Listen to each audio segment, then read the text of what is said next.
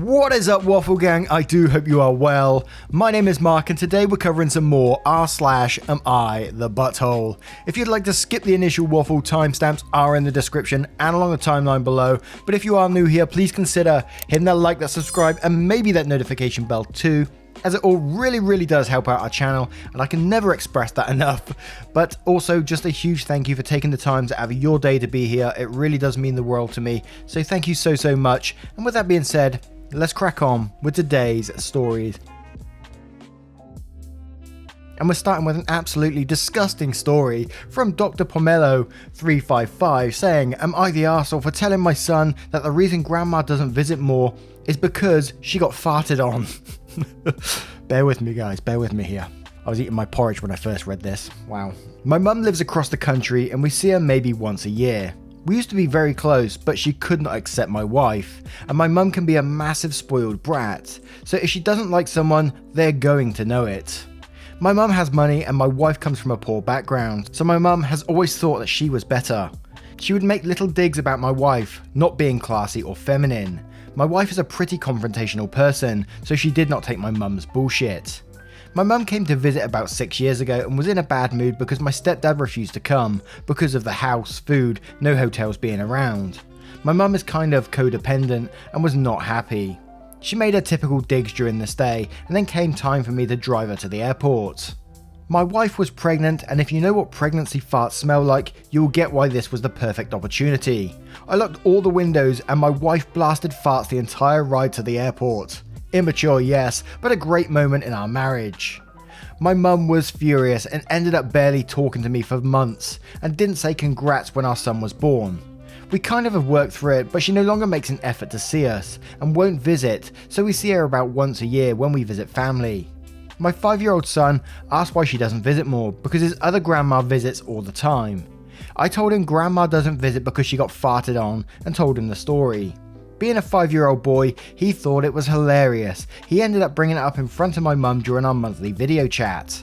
My mum demanded to know why I told him. I said it was a funny story and the truth, and I don't like to lie. My mum teared up and got off the call. Now she is saying she should have just gone no contact back then, and this is humiliating.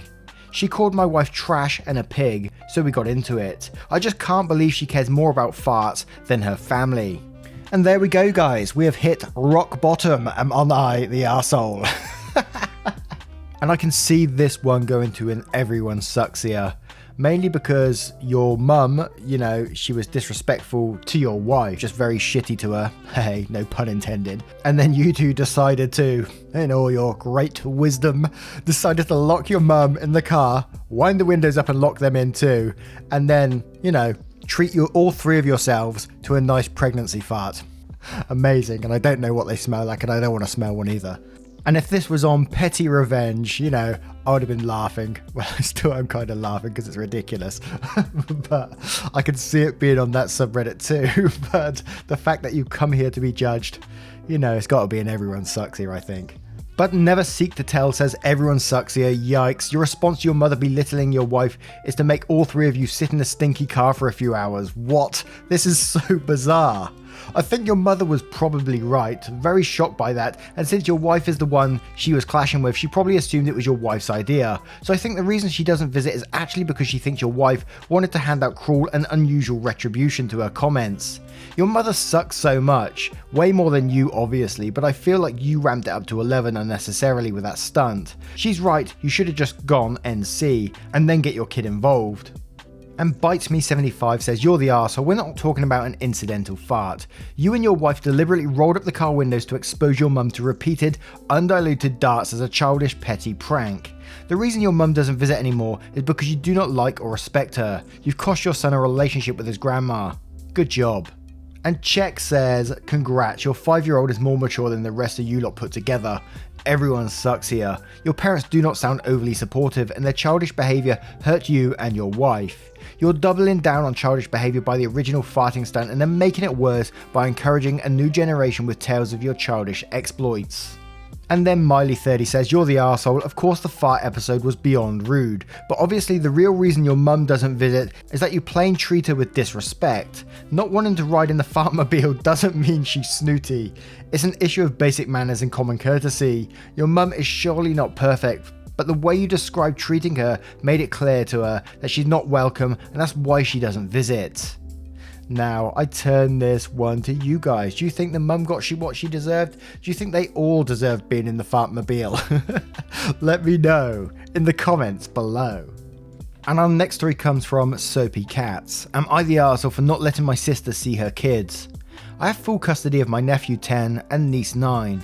I've recently decided it'd be best for her children not to see her due to the last visit they had together, where she came to visit her children high and her children could barely recognise her. They didn't even want to give her a hug, and when I was driving home, my nephew said that wasn't my mum. She kinda looked like her, but she acts, looks and smells different. I asked them if they'd want to see her again, and both of them said maybe when she gets better. Now I'm young, in my early 20s with no children of my own, and honestly worked my arse off to get custody of their children, which was harder because everyone thought I was too young.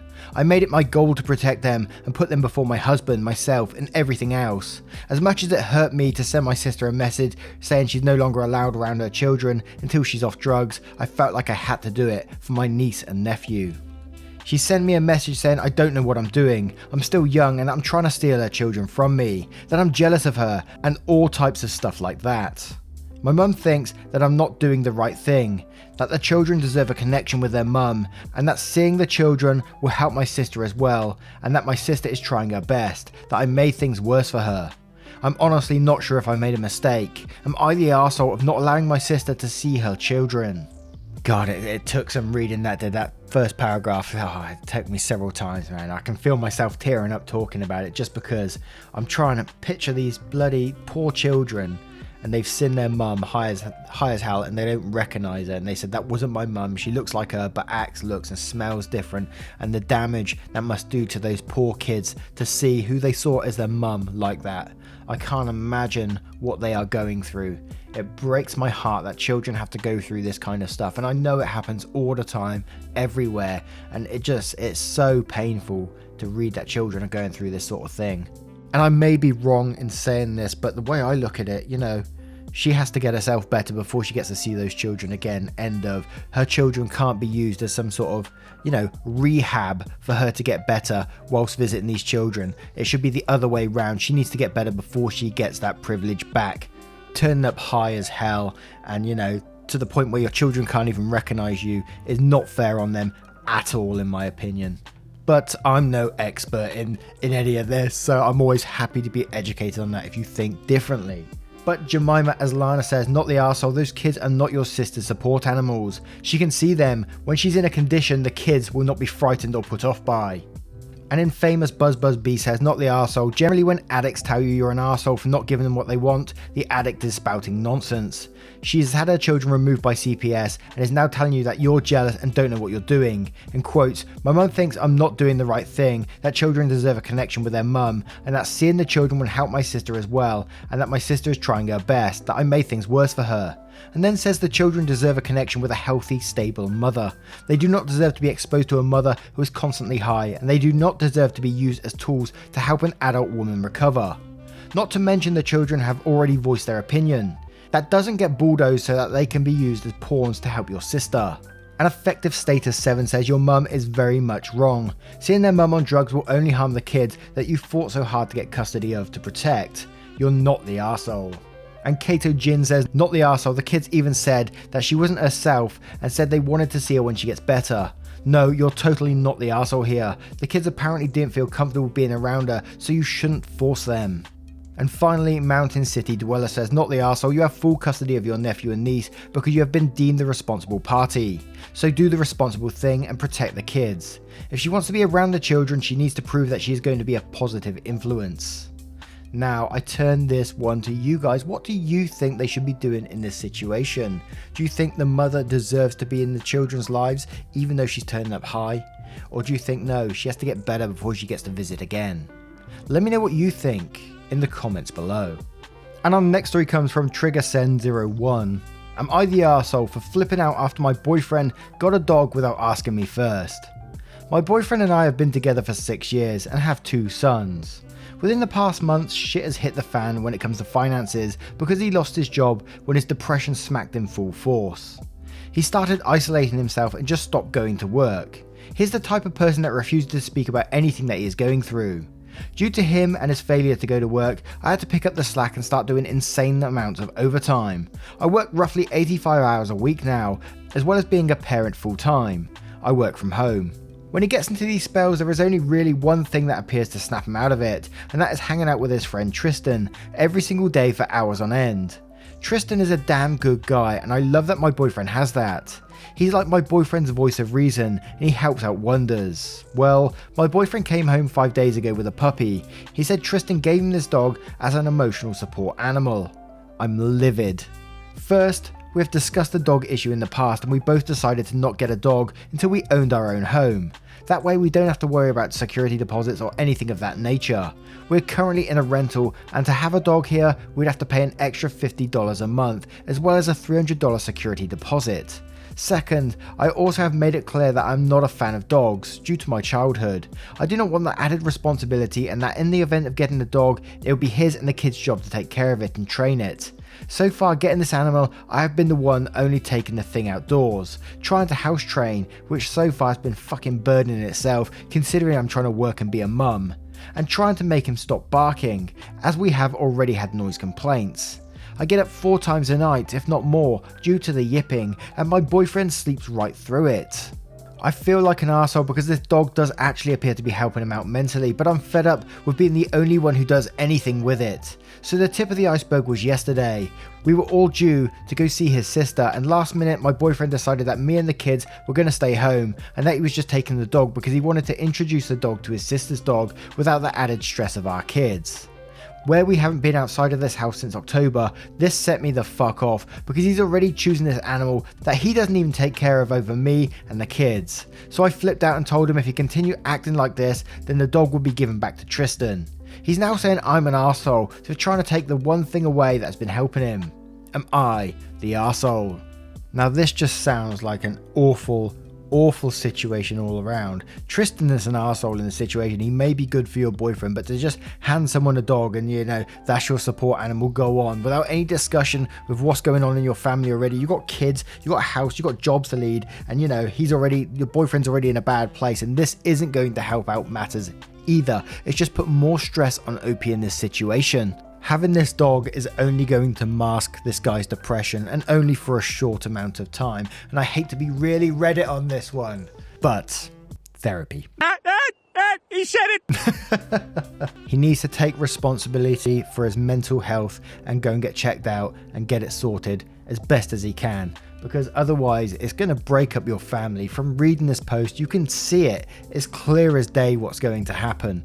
But Go Gadget Butthole says, not the arsehole. Depression isn't a free pass to do whatever you want at the expense of your loved ones. He needs therapy first. Emotional support animals come after, when he's better prepared to take care of them. And Hell says, not the arsehole, but honestly, a dog is the least of your problems. Keep the dog, get rid of the man. And Queen Oreo says, not the arsehole, nothing about this whole situation is working for you. You're going to end up burned out. He's not working. Why are you doing the parenting? He's depressed but can go socialise with his friends and sister, while you stay at home and care for the kids. What exactly is he bringing to the table?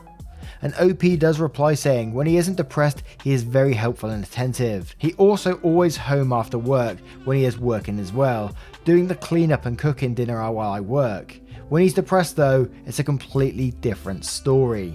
And Coco Butts Go Nuts says, not the arsehole. First of all, you never bring an animal home without discussing it with the other people you live with and getting full agreement. Second, Tristan isn't a fucking therapist, so who is he to tell someone they need an emotional support animal? That's not what the puppy is. It's just a dog your husband wants to play with without accepting any of the responsibilities. It's so disrespectful that while you're busting your ass and doing all that you're doing, he's just going to his friend's house and now bringing home a puppy. Does he do anything for you? Anything at all around the house? Because this is ridiculous. And OP replies one more time saying, He does if he can't sleep at night. He will be up until sometimes 3 AM just cleaning because he can't sleep at all. But other than that, he doesn't help out unless he's like boiling water for me to cook something. He helped out so much more when he was working. Now I turn this one to you guys. What would you do in this situation and how would you deal with it? Let me know in the comments below. And our next story comes from a throwaway account. Am I the arsehole for asking the doctor if my son can be taller? I, 45 male, have a pair of 14-year-old fraternal twins. I don't know how else to say this, but both of them are very short. I'm average height for a man and my wife is slightly below average for a woman, but my daughter is 5 feet and my son is around 2.5 inches taller than his twin. Being 5 feet tall has not affected my daughter standing with her peers in any capacity. It might have even enhanced it. Parents of boys always say that their son thinks she's so attractive, and her taller friends say they wish they were shorter. Not true for my son. He tries to hide it from me, but I can hear him talking to his sister about how he felt unanimously dismissed by the entire female population at their school. I've been online and people have been saying that my son is a reface of my daughter, like the app that face swaps others into movie scenes, but not in a good way. I think my son has internalized feelings of being seen as feminine looking, and that really bothers me. I have tried to covertly do stuff for him to help him look and feel more masculine, like changing his diet and introducing him to sports and exercise to help build muscles, help him dress better. My son had to go to the doctor the other day because his shoulder was bothering him from football, and they pretty much also did the equivalent of a physical exam. The doctor was talking about everything he could do to make sure he doesn't lose his range of motion. The doctor said his son just started hockey season and hockey's been turning him into a big guy because it's been working all his muscle groups. So I thought this was a good time as ever, so I said to the doctor that obviously being larger and taller can help you both in football and hockey, and that I was worried that my son seems to be hitting a growth wall that I never experienced when I was his age, even though he did go through a kind of growth spurt. I asked the doctor why he thought my son was so below average height and if there's a way for him to grow taller before he can't anymore. Because judging by the fact my daughter had her period 2 years ago and I stopped growing around this time, I suspect my son only has a few years left. My son was pissed and said, "Thanks a million, Dad," and stormed out. The doctor looked at me and said of course nutrition helps, but at the end of the day, unless he's starving, he's not growing beneath his potential, and that he's in a medical sense perfectly healthy and not exactly small. Am I the arsehole for trying to look out for my son and his general well-being? And I think you are going to be the arsehole. It may have come from a caring place, but all you've done is confirmed his suspicions. You've made him think like they're coming from you as well, that yes, you are actually short. You knew he was insecure about the whole situation and you still went down that path anyway, rather than just, convince him he's perfectly fine. The doctor said he's fine for his age and height and stuff like that, and you just didn't. You went the other way and made him feel like shit. So yes, you are the arsehole in this situation. But Arizona Karenina says, you're the arsehole. You reified your son's insecurity in front of someone else, thereby proving to him that it's his height that makes him inadequate. You're not looking out for his well-being, you're looking out for your own ego, which every line of this post reeks of. Yeah, some good points in there, to be fair. Bacon, Egg and Cheese says, you're the arsehole. What an incredibly inappropriate question to ask in front of your son. Gross. Your concerns are aesthetic and not about your son's health. You need to get over it. The fact that your son may very well be below average height. And Hold On Tightly to Me says, you're the arsehole. Your focus should be helping your son love himself and be comfortable with who he is as a person, rather than reinforcing his insecurities. And Squeeze Me 25 says, you're the arsehole. You confirmed your son's worst feelings about himself. Not only did you reinforce his feelings of inadequacy about his size, but you implied that his size is something that you also have an issue with.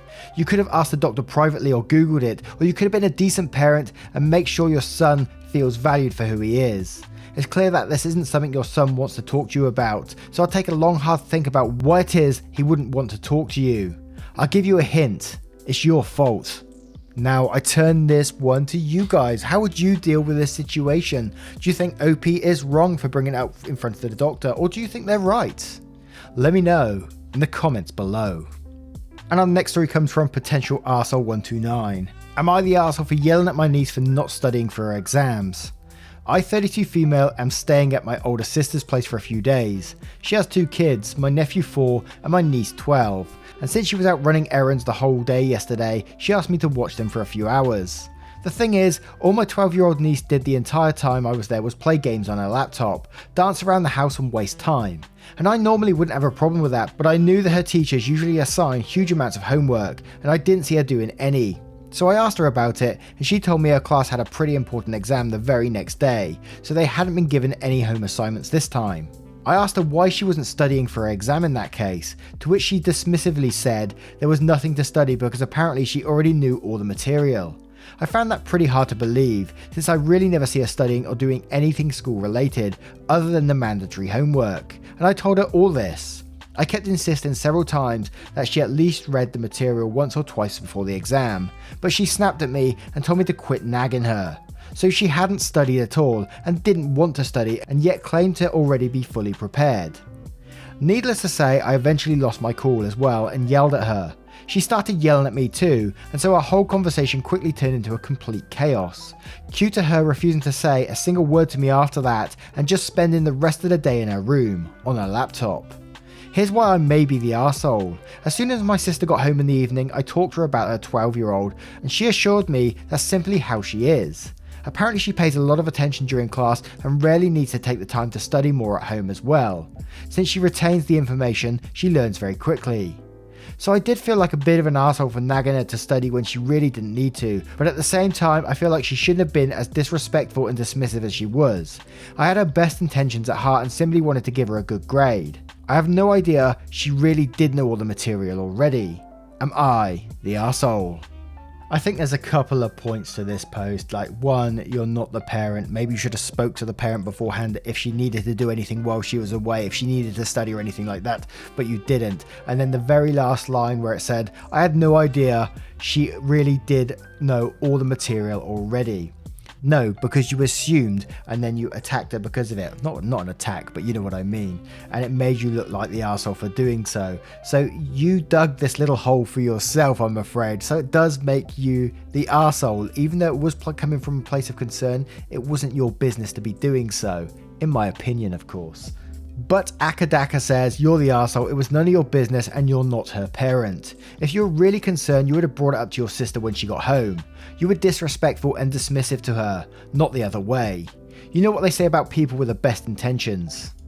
And Beheda says, I had no idea she really did know all the material already. And then says, and whose fault is that? Nobody wants to explain anything to self-important people who act like they know everything. You're the arsehole.